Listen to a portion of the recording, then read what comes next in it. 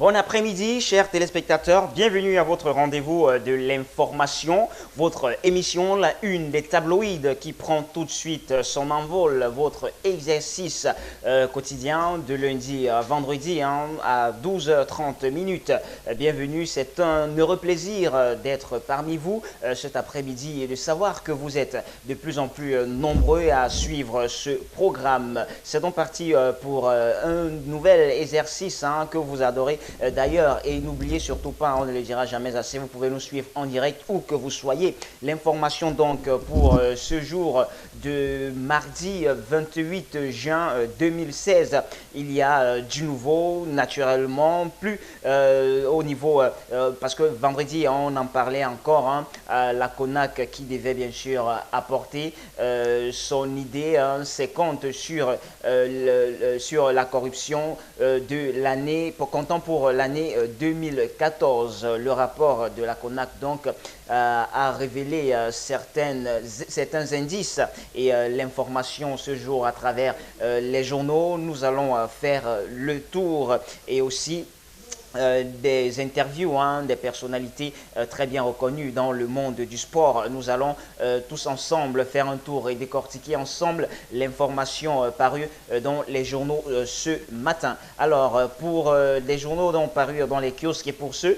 qui ont pu arriver jusqu'à notre rédaction centrale d'ABK Télévision, nous allons débuter comme cela se doit avec le quotidien Le Messager. Oui, Le Messager en course dans les kiosques ce matin qui nous parle du barrage de Memvele et titre plus d'1 milliard détourné dans les indemnisations. C'est dans la page 4 naturellement que vous en aurez plus ample information sur ce sujet.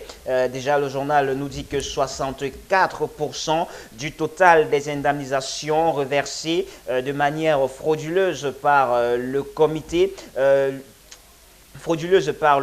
de pilotage de cette infrastructure hydroélectrique en construction dans la région du Sud. C'est le constat donc fait par la mission de la Commission nationale anti-corruption. Et le journal poursuit en nous disant que le plus gros montant frauduleusement décaissé l'a été par la sous-commission de constat et d'évaluation des constructions et des cultures au profit d'un habitant du village Ntebezok qui répond aux initiales AEG, plus de 64 millions pour une plantation fictive, c'est-à-dire dans la page 4 du Messager ce matin. Et aussi Christopher Fomouyo, le journal Le Messager s'y intéresse ce matin d'ailleurs dans la titraille au Cameroun, le feu couve sous les cendres. Il s'agit donc là du fondateur de l'organisation qui promeut la démocratie, qui ne fait pas mystère de ses ambitions. C'est à lire plutôt dans la page 11 de votre journal Le Messager, le fondateur de la Fomouyo Foundation, organisation promouvant donc la démocratie et les droits de l'homme basé à Bamenda, ne fait pas mystère de ses ambitions au Cameroun où la succession du président Biya est devenue un sujet incontournable. De passage donc à Paris, il a répondu aux questions de Jeune Afrique. À 59 ans, le Camerounais Christopher Fomouyo est le directeur Afrique du National Democratic Institute, un think tank américain proche du parti démocrate qui essaie donc de promouvoir les droits de l'homme. C'est dans la page 11. Et aussi Elecam, Le Messager ce matin, en fait écho. Les malheurs de Maître Ebanda et Wolo, le vice-président de retour d'une évacuation sanitaire. Il faut dire que l'ex-bâtonnier de l'Ordre national des avocats du Cameroun, vice-président du Conseil électoral d'Elecam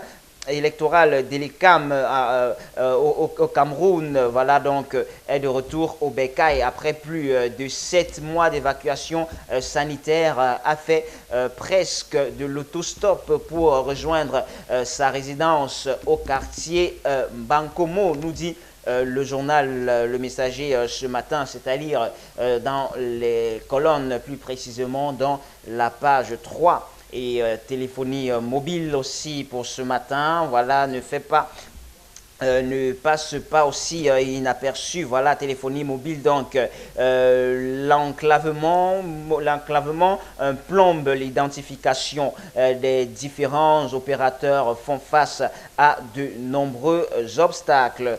Dans la page 7 d'ailleurs, le journal revient dessus et nous dit que les obstacles auxquels font face les différents opérateurs pourraient impacter sur la date butoir fixé au 30 juin 2016 par le ministre des Postes et Télécommunications.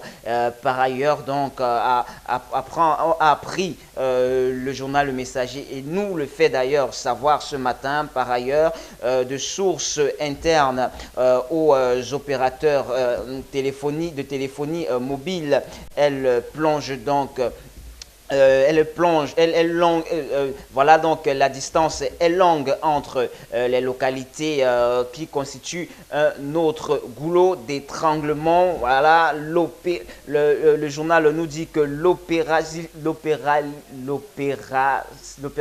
voilà, j'y arrive, l'opération donc optimale de l'identification des abonnés serait donc en mesure, voilà, de tracasser ces hommes qui font dans la téléphonie mobile, surtout du côté de l'Est. Le journal Le Messager nous a pris un exemple venant du côté de l'Est.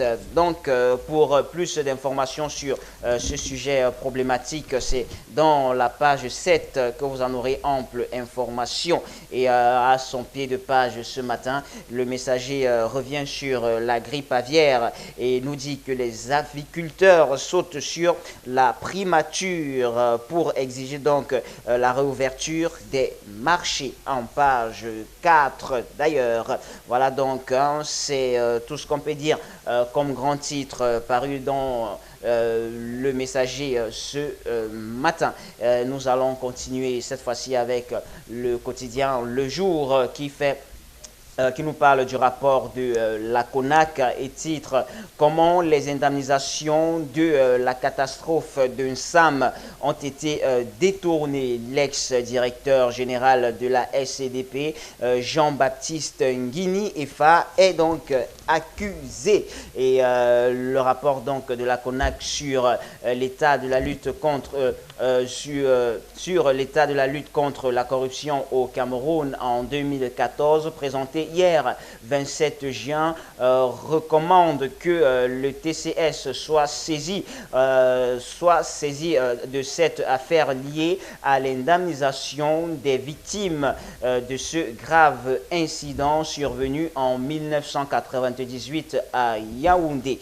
Et le journal nous dit que la mission de contrôle de la CONAC dit avoir enregistré plusieurs irrégularités dans la gestion de la SCDP. Celui-ci concerne les salaires du personnel payé sur les projets d'un SAM pour un montant de 119 millions de francs CFA, des dépenses sans rapport avec le projet pour un montant de 11,2 millions de francs CFA et des dépenses abusives de consommation d'électricité pour un montant de 90 millions de francs CFA en 2008 et 2013.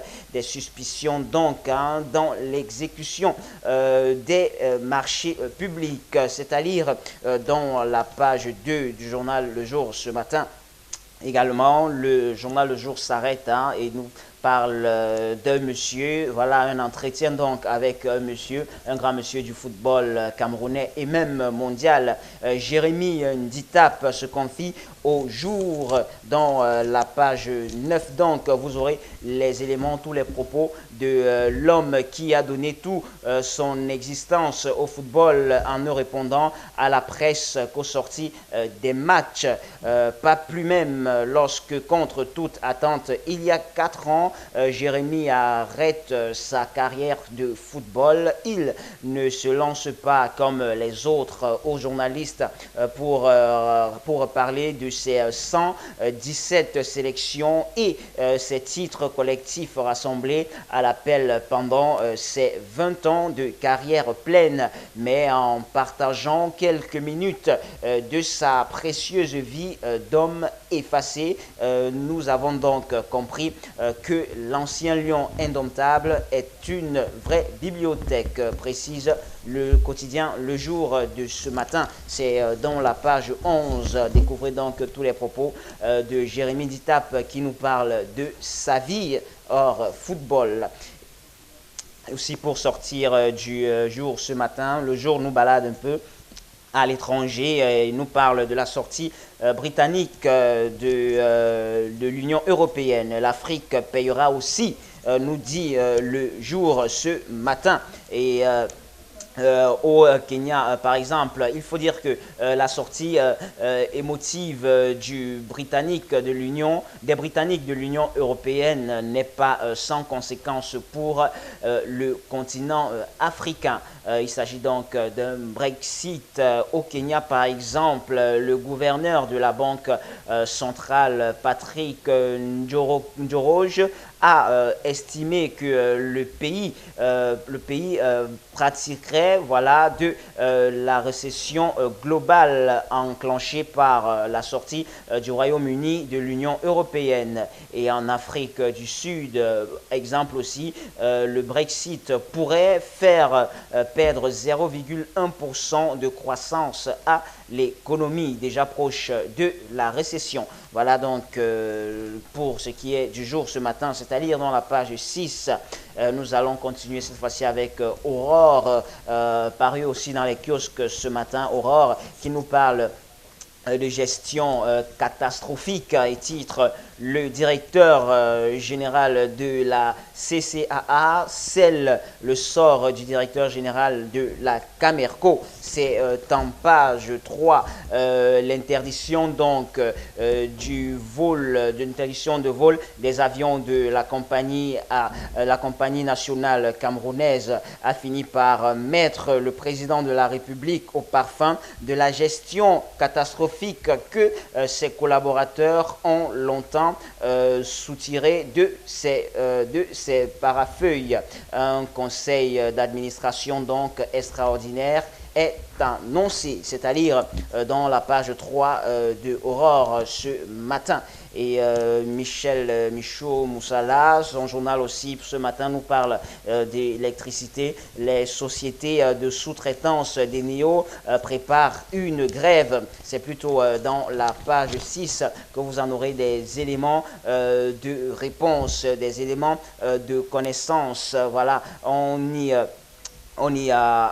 apprenait déjà que Eneo a réalisé un chiffre d'affaires de 279 milliards de francs CFA contre 244 milliards de francs CFA en 2013 pour un bénéfice brut de 75 milliards de francs, soit une augmentation de 12,5% de la marge brute de 2014 par rapport à 2013. Cette bonne santé financière ne rimait donc pas avec la distribution de l'énergie électrique qui n'est pas des meilleures, faites donc des délestages et coupures intempestives. À cela vient aussi s'ajouter de grogne des sociétés de sous-traitance qui commencent à regretter le temps où c'était la filiale américaine AES Sonel qui était concessionnaire du service public de l'électricité au Cameroun avec à sa tête David Billet. C'est à lire dans la page 6 de votre journal Aurore paru dans les kiosques ce matin. Et pour sortir Aurore, voilà, nous propose à son pied de page 3 sujet intéressant aussi. Aurore nous parle des réalités dans nos hôpitaux actuels qui continuent, voilà, malgré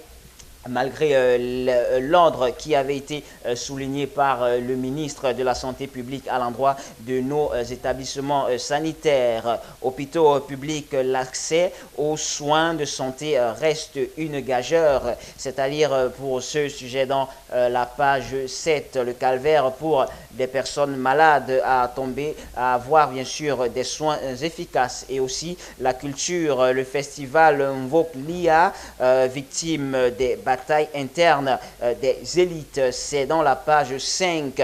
Et pour sortir banque, le MIACBIS réclame la création d'une chambre de compensation. C'est dans la page 7 de votre journal Aurore. Parcourez donc les colonnes du journal ce matin et lire la lettre ouverte de la rédaction centrale d'Aurore à Paul Biya en page 7. Sujet très intéressant à lire. Nous allons clôturer et sortir donc de cette édition de la une des tabloïds par le quotidien de l'économie, le journal de la valeur ajoutée, aussi paru dans notre rédaction ce matin, qui nous parle de corruption. La CONAC livre du menu fretin. Le rapport donc 2014 présenté hier par la Commission nationale anticorruption à Yaoundé est bien maigre et se garde de citer des hautes personnalités mises en cause. C'est un sujet à découvrir dans la page 3 du journal de la valeur ajoutée ce matin, qui nous parle également d'entretien routier. 11 milliards déjà consommés sur une enveloppe de 91 milliards en 2016 pour booster donc la consommation de ces crédits. Le MINTP opte pour un suivi rapproché des contrats.